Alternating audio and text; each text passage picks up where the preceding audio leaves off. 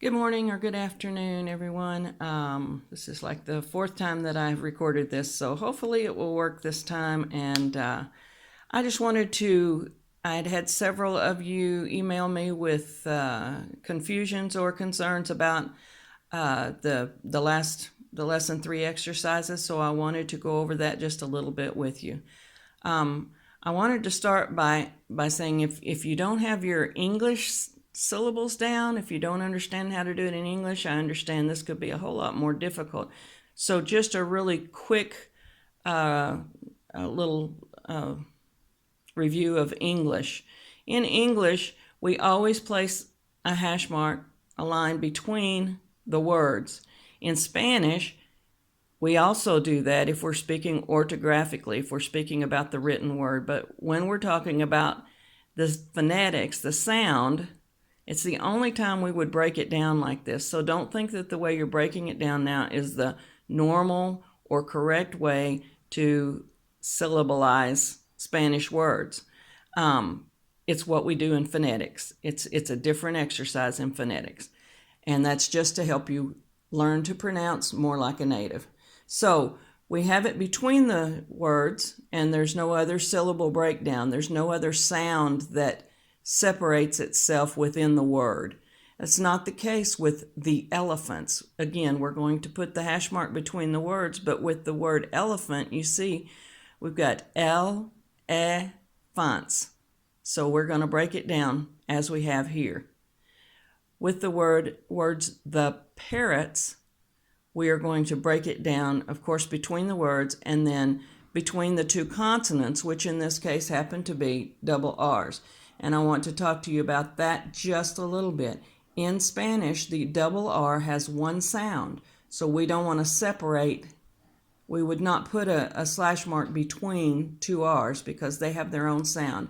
The same is true of the double L. So in the case of the double R and the double L, you will always place the syllable hash mark before or after, generally before. So we're looking at the same words now in Spanish. Los osos. If we don't understand this syllabization, then that's what we're going to say is los osos. And the two words together actually are combined. As you can see by the mark here, when I'm asking you to connect the union of sounds, that's what I'm asking you to do, is use a mark like that. And what that means is we're going to separate it by saying lo, so, sos. So, los osos. Again with los elefantes, los elefantes. The whole idea of the exercise is getting you to understand with those four rules, you're going to connect these two sounds, the S and the O, or the S and the E. And the way you would show me a connection of sounds is with this mark below. The way you show me syllabization is with the hash marks. Now, if we look at the word los loros, and I just used that word because that's the parrots, you see there is no union of sounds in there. None of the four rules apply.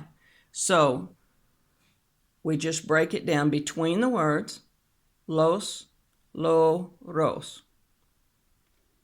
Okay, going on down, I have the word Feliz Navidades. Just to give you an example, there are, within your paragraph that you are breaking down into syllables, there are some words that do not have any union of sounds, and so you would break them down with the hash mark between the word.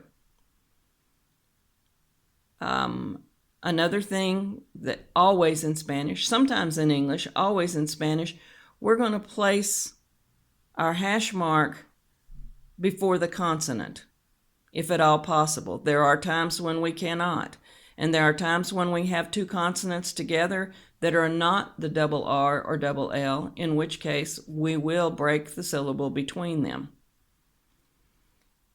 Now, the next set of words is in your paragraph, and I wanted you to see that what I have done, I've broken it down. Bien, that's a diphthong, so we won't have a break in there. It's not two syllables, it's just one. Ne, and then I'm connecting the N to the A because a consonant at the end of one word and a vowel at the beginning of the next constitutes a reason for union of sound. So we're going to say na. And then we also have the additional union of sound here because the H is silent, so we have two vowels right next to each other. You wouldn't have to mark this, but I wanted to mark it so that you understood the concept. That's two vowels with an H, which has no sound whatsoever in Spanish. So it's ao, ao. So now we have to combine the N with the ao. And so it's now. Vienen ahorita. Vienen ahorita. Okay, and down here I just have the 4 rules for you one more time. If you have 2 consonants together, then you're going to join those 2 sounds. If you have, 2 similar consonants, like an O and an O, an E and an E. Also, if you have any 2 consonants together, you're going to join that sound. It will be a union of sounds. So it would be el. In this case, it's entre otros, entre otros. So it would be like a diphthong.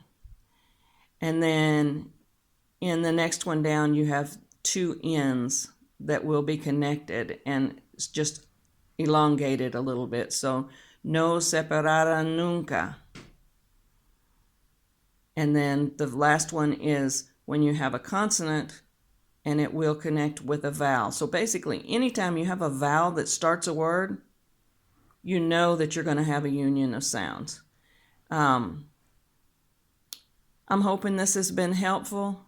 I know that I've had to push a lot on you in a short amount of time, and I really wish we were doing it in a classroom setting.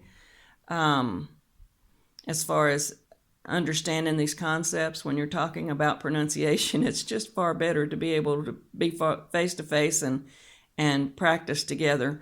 But we can't do that with this class. And you guys have done great. We have almost reached the end, so hang in there and let me know if you have any further questions.